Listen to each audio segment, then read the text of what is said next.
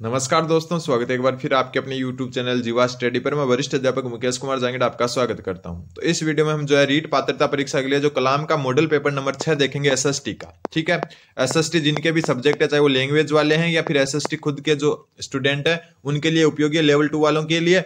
और इसमें 20 क्वेश्चन होंगे आपके, जिसमें से 10 क्वेश्चन एसएसटी के और 10 क्वेश्चन जो है आपके वो किसके होंगे, 10 क्वेश्चन होंगे शिक्षण विधियों के। किसके? शिक्षण विधियों के। तो आप जो पूरा इस वीडियो को देखें और 20 में से आपका स्कोर कितना रहता है वो कमेंट जरूर करें। और जो भी नए स्टूडेंट हैं वो सब्सक्राइब कर दें। आपके जो है यूट्यूब ऐप पर ये चैनल पड़ा रहेगा। ऐसा नहीं है कि आपके जो है वजन बन जाएगा या भार बन जाएगा मोबाइल पर, ऐसा नहीं होने वाला। 70% स्टूडेंट डेली देखते हैं लेकिन सब्सक्राइब किए बिना, तो वो भी जो है जरूर सब्सक्राइब करें। तो आज का पहला क्वेश्चन है आपका कि जो है इनमें से कौन सा जो वृक्ष है वो जवारीय वनों का उदाहरण है। जल्दी से जो है अपना उत्तर सोच के रखें क्योंकि अपना स्कोर आपको लास्ट में बताना है। निम्न में से जो है कौन सा जो वृक्ष है वो जवारीय वन। जवारीय वन कहां पाए जाते हैं आपके? जवारीय वन जो है आपके ये पाए जाते हैं कहां पर?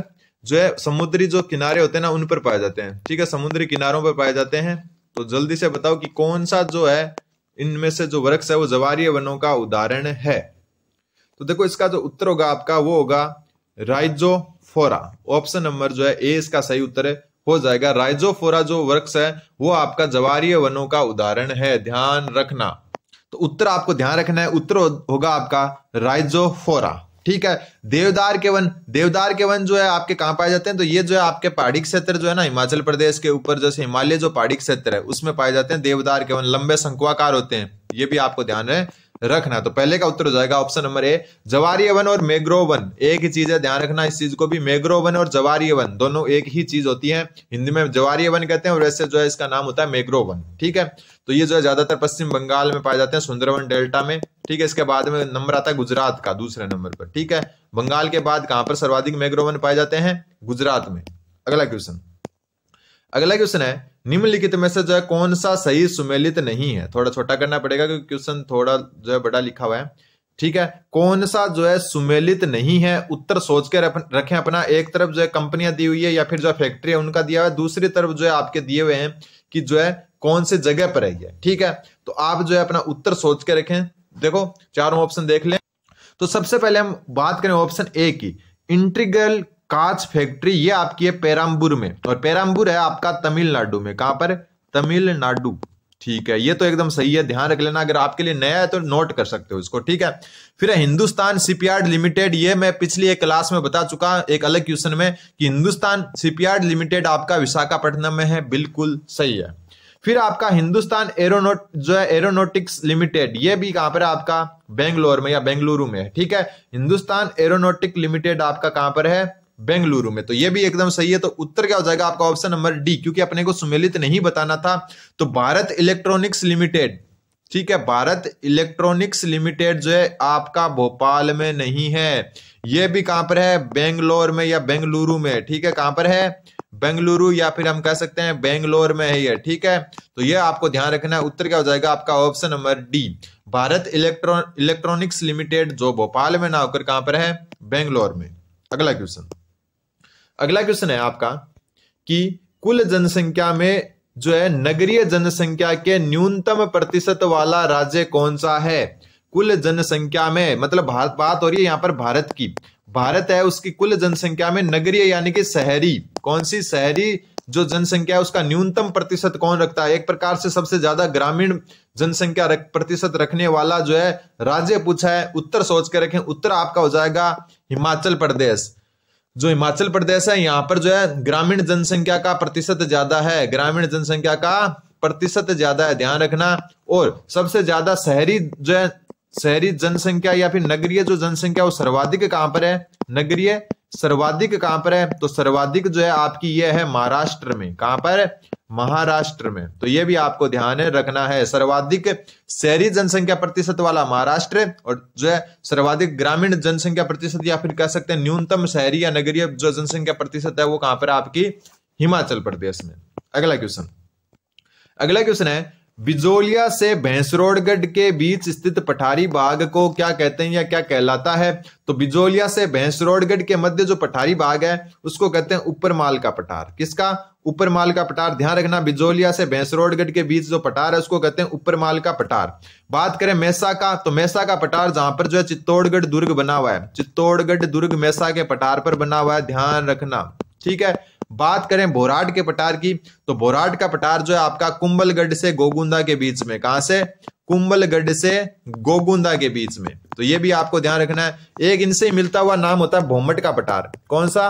भोमट का पठार। तो भोमट का पठार जो है आपका उदयपुर के दक्षिण में, उदयपुर के दक्षिणी भाग में, दक्षिणी भाग में। और कुछ तहसीलों के नाम ध्यान रखना, एक तो कोटड़ा, ठीक है, एक जाडोल, कोटला, जाडोल और खेरवाड़ा, इन तहसीलों में जो है ये है, ठीक है। तो ये सारी चीजें आपको ध्यान रखनी है। भाकर क्या होता है? भाकर पाए जाते हैं आपके जालोर में। जालोर में एक जो है ढलान वाले जो है पहाड़ होते हैं, पहाड़ी क्षेत्र होता है ढलान वाला। तो हर चीज आपको पता होना चाहिए। बिजोलिया से भैंसरोडगढ़ के मध्य ऊपरमाल, ठीक है। मेसा का पठार जो है आपका हो जाएगा चित्तौड़गढ़ दुर्ग में। बोराट का पठार जो है कुंभलगढ़ से गोगुंदा के बीच में। और एक भोमट का पठार है जो उदयपुर के दक्षिणी जो है मतलब हिस्से में पाया जाता है, जो कोटड़ा, जाडोल और खेड़वाड़ा तहसीलें आती हैं। और भाकर होते हैं जालोर की तीव्र ढलान वाली जो है पहाड़ियां, उनको कहते हैं। तो उत्तर आपके सामने इसका हो जाएगा ऑप्शन नंबर सी। अपना स्कोर काउंट करते रहे, शिक्षण विधियां भी आने वाली आगे। फिर निम्नलिखित में से कौन सा एक सुमेलित नहीं है? सबसे पहले बात करें, देखो इधर मुख्य नदियां दी हुई है और इधर सहायक नदियां। बात करें बनास नदी की, तो बनास की सहायक नदी कोठारी है, बिल्कुल सही है, ठीक है। कोठारी नदी, इस पर एक बांध भी बना हुआ है, मेजा बांध, जो कई बार क्वेश्चन आ चुका है। और ये भीलवाड़ा में, कहां पर है मेजा बांध? भीलवाड़ा में। फिर काली सिंध, काली सिंध आपकी पार्वती नदी की सहायक नहीं है। ये काली सिंध और पार्वती, ये दोनों नदियां मिलकर किसकी सहायक है? ये चंबल की, दोनों ही चंबल की सहायक नदियां हैं।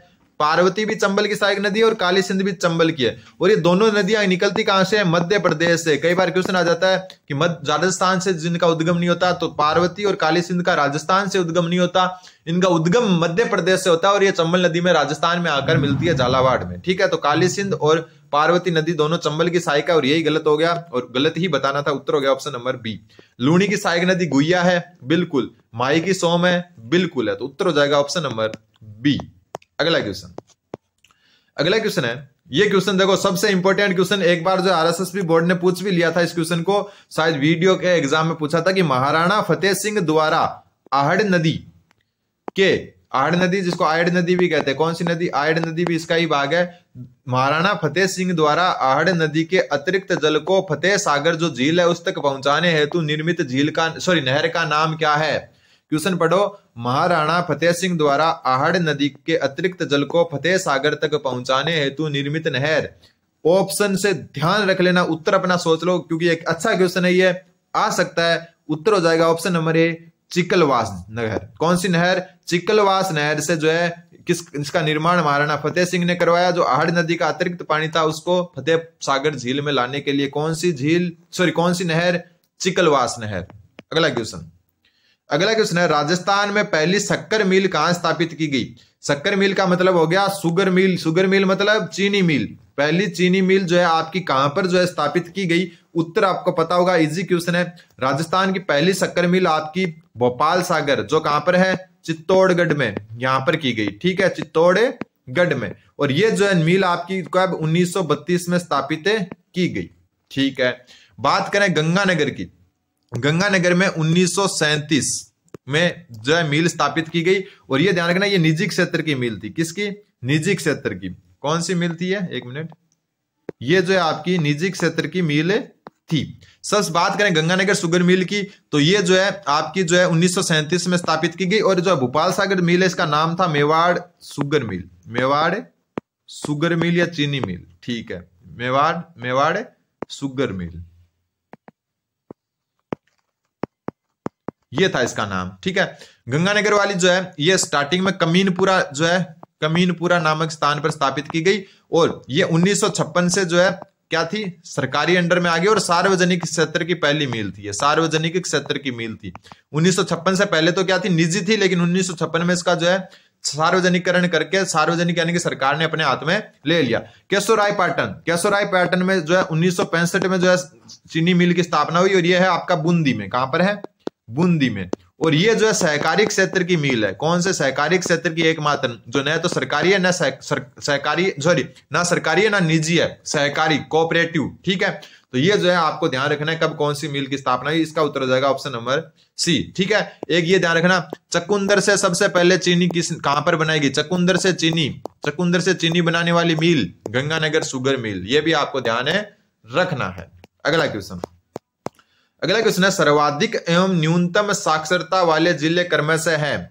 ठीक है, सॉरी, सर्वाधिक और न्यूनतम महिला साक्षरता वाले जिले पूछे। सबसे पहले बात करें राजस्थान की साक्षरता की। राजस्थान की साक्षरता की बात करें तो राजस्थान की साक्षरता है 66.1%। ठीक है, और इसमें जो है आपकी सर्वाधिक आपकी कहां की है? कोटा की। कोटा में क्या है? सर्वाधिक है, और जालोर में न्यूनतम है। जालोर में क्या है? न्यूनतम है। ठीक है, चिन्ह से पता लगा रहा हूं, यह सर्वाधिक और यह न्यूनतम।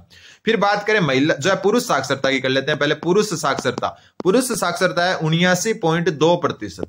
ठीक है, और यह जो है आपकी झुंझुनू में सर्वाधिक है। सर्वाधिक कहां पर है? झुंझुनू में। ठीक है, और न्यूनतम कहां पर है? प्रतापगढ़ में। न्यूनतम पुरुष साक्षरता कहां पर है? प्रतापगढ़ में। बात करें महिला साक्षरता की, जो इसमें पूछा है, तो महिला साक्षरता जो है आपकी 52.1% है, और महिला साक्षरता आपकी अधिकतम कहां पर है? कोटा में, और न्यूनतम कहां पर है? आपकी जालोर में। मतलब महिला और ओवरऑल दोनों जो है इनका क्रम एक जैसा है। देखो, ओवरऑल में और महिला में, पुरुष में अलग है बस। ठीक है, तो उत्तर हो जाएगा ऑप्शन नंबर सी।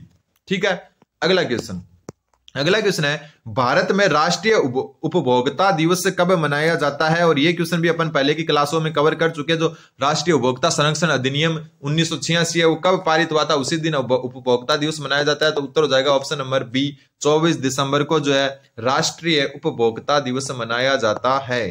अगले क्वेश्चन में आपको सुमेलित करना है। ये अच्छा क्वेश्चन है और ध्यान भी रखना है आपको। ठीक है, इस क्वेश्चन में जो है आपको जो है इस तरफ भारत में जो बैंक है वो दिए हुए हैं, और इस तरफ उनकी स्थापना कब हुई ये दिए हुए हैं। बैंकिंग आपके अलग से चैप्टर भी है। तो सबसे पहले बात करें भारतीय औद्योगिक पुनर्निर्माण बैंक। भारतीय औद्योगिक पुनर्निर्माण बैंक, इसकी स्थापना हुई आपकी 1985 में। ठीक है, फिर हम बात करते हैं निर्यात आयात बैंक। निर्यात आयात बैंक की स्थापना हुई 1982 में। ठीक है, फिर अपन बात करते हैं भारतीय औद्योगिक वित्त निगम, इसकी स्थापना जो है आपकी हुई 1948 में। ठीक, और फिर हम बात करते हैं भारतीय औद्योगिक विकास बैंक, और इसकी स्थापना हुई आपकी 1964 में। तो ध्यान रख लेना आपका उत्तर जो है कौन सा हो रहा है सही, उस हिसाब से देखो। सबसे पहले भारतीय औद्योगिक पुनर्निर्माण बैंक 1982 यानी कि 3 नंबर 1985 में हुई। ठीक है, कलर से कलर मिला लो। भारतीय औद्योगिक पुनर्निर्माण बैंक 1985 3 नंबर, निर्यात आयात बैंक 1982 यानी कि 4 नंबर, भारतीय औद्योगिक वित्त निगम 1948 यानी कि 1 नंबर, और भारतीय औद्योगिक विकास बैंक 1964 यानी कि 2 नंबर। तो 3 4 1 2 3 4 1 2 जो है इसका सही उत्तर हो जाएगा। तो 3 4 1 2 ऑप्शन में देखो कौन से में 3 4 1 2 3 4 1 2 थोड़ा छोटा करना पड़ेगा। 3 4 1 2 है ऑप्शन नंबर सी। ठीक है, अगला क्वेश्चन, अपना स्कोर काउंट जरूर करते रहें। अगला क्वेश्चन है कि निम्नलिखित कथनों पर विचार कीजिए। सबसे पहला जो है आपको सत्य कूट बताना है। स्टेट बैंक ऑफ इंडिया यानी कि एसबीआई भारत का केंद्रीय बैंक है? बिल्कुल नहीं, भारत का केंद्रीय बैंक है रिजर्व बैंक ऑफ इंडिया। ठीक है, रिजर्व बैंक ऑफ इंडिया जो है वो क्या है? भारत का जो है केंद्रीय बैंक है। तो ये तो गलत हो गया। फिर 1 रुपए के नोट पर वित्त सचिव भारत सरकार के हस्ताक्षर होते हैं? बिल्कुल सही बात है। जो 1 रुपए का नोट होता है ना, उस पर वित्त सचिव जो होता है ना भारत सरकार का, उसके हस्ताक्षर होते हैं। बाकी जो है 1 रुपए से ऊपर के जो भी नोट होते हैं उन पर जो है आरबीआई गवर्नर का जो है साइन होता है, आरबीआई गवर्नर, बाकी सभी नोट पर। लेकिन जो 1 रुपए का नोट है ना, उस पर जो है वित्त सचिव के जो है भारत सरकार का जो वित्त सचिव होता है ना, उसके ही क्या होते हैं? हस्ताक्षर होते हैं। तो ये बात आपको ध्यान रखनी है, आरबीआई गवर्नर 1 रुपए से ऊपर के नोट पर ही साइन करता है। फिर भारतीय रिजर्व बैंक की स्थापना जो है 1935 को, बिल्कुल ये भी सही है। फिर बात आती है भारतीय रिजर्व बैंक के वर्तमान गवर्नर उर्जित आर पटेल हैं? बिल्कुल नहीं है। कौन है आपके? तो जो है भारतीय रिजर्व बैंक के वर्तमान गवर्नर जो है आपके वो है संजय मल्होत्रा। कौन है? संजय मल्होत्रा। नाम ध्यान रख लेना, क्वेश्चन आ सकता है। ठीक है, संजय मल्होत्रा, ये इसका सही उत्तर होगा। तो उत्तर जो है 2 और 3 सही है कूट, तो उत्तर हो जाएगा आपका ऑप्शन नंबर बी। ठीक है, अगला क्वेश्चन। अब जो है आपका अगला क्वेश्चन है विनियोग तत्व होता है। विनियोग किस में होता है? विनियोग का मतलब क्या होता है, सबसे पहले तो वो ध्यान रखो। तो विनियोग होता है इन्वेस्टमेंट। इन्वेस्टमेंट होता है ना, हम किसी में इन्वेस्ट करते हैं, वही होता है विनियोग। और विनियोग तत्व ना तो समुद्री बीमा में होता है, ना अग्नि बीमा में होता है, ना जो है आपका फसल बीमा में होता है, ये होता है आपका जीवन बीमा में। तो उत्तर हो जाएगा आपका ऑप्शन नंबर बी। ध्यान रखना, इंपॉर्टेंट बनता है क्वेश्चन, अलग से नोट कर सकते हो। अगला क्वेश्चन है, अब कुछ शिक्षण विधियों के क्वेश्चन आएंगे आपके जो है 8 क्वेश्चन, कि निम्न में से कौन सा शिक्षा कार्यक्रम जो है राजस्थान सरकार द्वारा लाया गया है। सबसे पहले हम दीक्षा की बात करें तो दीक्षा जो है डिजिटल इंफ्रास्ट्रक्चर होता है स्कूल एजुकेटर्स के लिए, ये जो है भारत सरकार का है। किसका है? भारत सरकार का है, ठीक है। बात हम करें ज्ञान दर्शन और ज्ञानवाणी, जो ये कोरोना काल में चले थे। ज्ञान दर्शन आता था आपका दूरदर्शन पर, किस पर? दूरदर्शन पर। और ये जो है ये भी आपका किसका था? भारत सरकार का। और ज्ञानवाणी जो है ना, ये कोरोना काल में जो है आता था रेडियो पर, आकाशवाणी पर। किस पर? रेडियो पर, ठीक है। और ये जो है ये भी भारत सरकार का है। तो उत्तर हो जाएगा शिक्षा दर्शन। और शिक्षा दर्शन जो है कक्षा 1 से लेकर 12 तक के लिए था। और ये जो है दूरदर्शन राजस्थान नामक जो चैनल है उस पर आता था, दूरदर्शन राजस्थान। और यही राजस्थान सरकार का एकमात्र, बाकी तीनों किसके हैं? भारत सरकार के। तो उत्तर क्या हो जाएगा? Option number B. अगला क्वेश्चन है, ह्यूरिस्टिक जो विधि है वो किस पर आधारित है? कौन सी विधि? ह्यूरिस्टिक विधि। ह्यूरिस्टिक विधि को कहते हैं खोज विधि। इसका नाम देख लेना, खोज विधि भी इसी का उपनाम है, ये भी पूछ सकते हैं। इसको अन्वेषण विधि भी कहते हैं। कौन सी? अन्वेषण विधि, ठीक है। इसके अलावा इसका नाम है पूछताछ विधि, पूछताछ विधि। अब ये बोला है कि जो है इस पर किस पर आधारित है ये, तो देखो ये जो है आपकी आधारित है नवीन संकल्पनाओं की खोज पर, क्योंकि बात यहां पर खोज की हो रही है, तो खोज विधि इसीलिए तो कहते हैं इसको। तो ऐसे पकड़ सकते हो आप कोई भी ऑप्शन को, 2-3 क्वेश्चन तो आराम से पकड़ सकते हो नहीं आते हुए भी, क्योंकि ह्यूरिस्टिक विधि का दूसरा नाम है खोज विधि, और खोज विधि मतलब नवीन संकल्पनाओं की खोज। अगला क्वेश्चन है, एनसीएफ 2005 में सामाजिक अध्ययन में क्या अनुशंसा की गई है? जो एनसीएफ 2005 है उसमें सामाजिक अध्ययन के संबंध में क्या अनुशंसा की गई? ठीक है, सबसे उपयुक्त जो है वो चुनना है आपको। जो लिखा गया है उसमें सामाजिक अध्ययन के केंद्र को समतावाद की तरफ से उपयोगितावाद की तरफ ले जाने की जरूरत है, तो ये जो है बिल्कुल नहीं की गई, ठीक है। फिर बात करें अगले ऑप्शन की, तो राष्ट्रीय परिक्षेप्य के बजाय स्थानीय परिक्षेप्य को महत्व दिया जाए, तो ये भी नहीं उसमें कहा गया। नागरिक शास्त्र विषय का नाम बदलकर लोक प्रशासन कर देना चाहिए, ये भी इसमें जो है नहीं किया गया। तो जो कौन सी अनुशंसा की गई? ऑप्शन डी वाली। माध्यमिक स्तर पर सामाजिक अध्ययन की विषय वस्तु भूगोल, इतिहास, राजनीतिक शास्त्र, अर्थशास्त्र व समाज शास्त्र ली जाए, मतलब अलग अलग किताबें कर दी जाए। जैसे होती है ना, पहले सामाजिक एक ही किताब होती थी, फिर अब जो है आपको पता है 6ठी क्लास से सामाजिक अलग अलग पढ़ाई जाने लग गई। तो यही जो अनुशंसा एनसीएफ 2005 ने की थी, ठीक है। ये इंपॉर्टेंट बनता है क्वेश्चन, क्योंकि कंफ्यूजिंग क्वेश्चन है। फिर अगला क्वेश्चन है आपका कि कौन सा सही सुमेलित नहीं है? कौन सा सही सुमेलित नहीं है, मतलब जो है इनमें से 3 असुमेलित है, वो बताने हैं आपको, ठीक है। सबसे पहले जो है ये कथन किए गए प्रोजेक्ट विधि के बारे में, किसने कहा है? प्रोजेक्ट सामाजिक वातावरण में पूर्ण संलग्नता से किया जाने वाला उद्देश्य पूर्ण कार्य, ये किलपैट्रिक ने कहा, बिल्कुल। और प्रोजेक्ट विधि इन्हीं के द्वारा दी गई थी। प्रोजेक्ट विधि किनके द्वारा? किलपैट्रिक के द्वारा। फिर प्रोजेक्ट एक समस्यात्मक कार्य, ये आपका स्टीफन ने कहा था। किसने? स्टीफन ने। तो यही आपका क्या हो गया? गलत हो गया, ठीक है। स्टीफन सही लिख देता हूं मैं, ये आपका किसने कहा? स्टीफन ने। तो यही उत्तर हो जाएगा आपका। फिर प्रोजेक्ट कार्य की एक इकाई है जिसमें छात्र को कार्य की योजना संपन्नता के लिए उत्तरदायी माना जाता है, ये पार्कर ने कहा। और वास्तविक जीवन जैसी परिस्थितियों में पूरा किया जाने वाला बालकों द्वारा आयोजित उद्देश्य युक्त कार्य जो है प्रयोजना या प्रोजेक्ट कहलाता है, ये बिनिंग ने कहा। वैसे ये क्वेश्चन थोड़ा हार्ड टाइप है, लेकिन आपको थोड़ा सा पता होना चाहिए, बाई चांस आ जाए तो आप आराम से कर लो। अगला क्वेश्चन है आपका, 1 मिनट, निम्न में से कौन सा एक सही सुमेलित है? मतलब 3 इसमें गलत है, 1 सही सुमेलित है। उत्तर आप सोच लेना, मायादीप जो मैजिक लालटेन होता है, ये जो होता है ये आपका प्रक्षेपी दृश्य सामग्री है, तो बिल्कुल ये प्रक्षेपी दृश्य सामग्री है। प्रक्षेपी मतलब प्रोजेक्टिव, ठीक है। फिर एडीडायस्कोप अप्रक्षेपी दृश्य सामग्री है, तो गलत है। ये क्या है? आपकी प्रक्षेपी है। क्या है? ए को हटा दो, प्रक्षेपी। ये भी और ये दोनों सेम है, ठीक है। सेम मतलब दोनों ही क्या है? प्रक्षेपी दृश्य सामग्री है। साल्ट आपका अप्रक्षेपी दृश्य सामग्री है। क्या है? अप्रक्षेपी। जाड़ से कोई प्रक्षेप नहीं होता, ये अप्रक्षेपी दृश्य सामग्री है। लिंग्वाफोन आपका अप्रक्षेपी सर्वे सामग्री है, सर्वे ना कि दृश्य। तो ये सारे के सारे कुछ ना कुछ गलती है, ऑप्शन 1 जो है सही है। अगला क्वेश्चन, पाठ्यचर्या निर्माण का सिद्धांत कौन सा है? मतलब कोई भी आप जो है करिकुलम बना रहे हो, पाठ्यचर्या बना रहे हो, उसके निर्माण का सिद्धांत क्या होना चाहिए? लचीलेपन का। बिल्कुल, पाठ्यक्रम लचीला होना चाहिए, हर प्रकार के हर स्तर के बच्चों के लिए होना चाहिए। क्रिया केंद्रित होना चाहिए, बिल्कुल करके सीखने के संबंधित होना चाहिए। मनोवैज्ञानिक तक जो है उसका सिद्धांत होना चाहिए, मनोवैज्ञानिक रूप से जो है वो होना चाहिए। उपयुक्त सभी इसका क्या हो जाएगा, सही उत्तर हो जाएगा। अगला क्वेश्चन, ये क्वेश्चन देखो सामाजिक अध्ययन के लिए बहुत अच्छा क्वेश्चन है आपका। इस तरफ एक सिद्धांत या प्रतिमान दिया हुआ और इधर प्रतिपादक दिए हुए हैं, तो आपको बताना है, और ये सिर्फ एसएसटी शिक्षण विधियों से रिलेटेड है। सबसे पहले देखो सामाजिक पर्चा प्रतिमान, सामाजिक पर्चा प्रतिमान दिया आपका बेंजामिन कॉक्स ने, ठीक है। सामाजिक पर्चा प्रतिमान किसने दिया, बेंजामिन कॉक्स ने। पूछताछ प्रशिक्षण प्रतिमान, और ये दिया आपका रिचर्ड सकमैन ने, ठीक है। फिर बात करें अपन जो है शिक्षण का चिंतन स्तर, शिक्षण का जो चिंतन स्तर है वो आपका दिया मॉरिस पी हंट ने। और बच गया आपका जो है अगला, जिसका नाम है आपका, एक मिनट, जो है प्रयोजनवाद, प्रयोजनवाद दिया चार्ल्स पियर्स ने। तो ये चीजें आपको ध्यान रखनी है कि सामाजिक पर्चा प्रतिमान बेंजामिन कॉक्स, पूछताछ प्रशिक्षण प्रतिमान रिचर्ड सकमैन, शिक्षण जो है शिक्षण का चिंतन स्तर जो दिया मॉरिस पी हंट ने, और प्रयोजनवाद दिया चार्ल्स पियर्स ने। नाम जो है इन सबको ध्यान में रखना है। और आज का लास्ट क्वेश्चन, उपचारात्मक शिक्षण को अन्य किस नाम से जाना जाता है? 2 से 3 बार मैं करवा चुका। उत्तर हो जाएगा इसका चिकित्सात्मक शिक्षण, ठीक है। उपचार शब्द जो है चिकित्सा शास्त्र से लिया गया, उत्तर हो जाएगा ऑप्शन नंबर सी।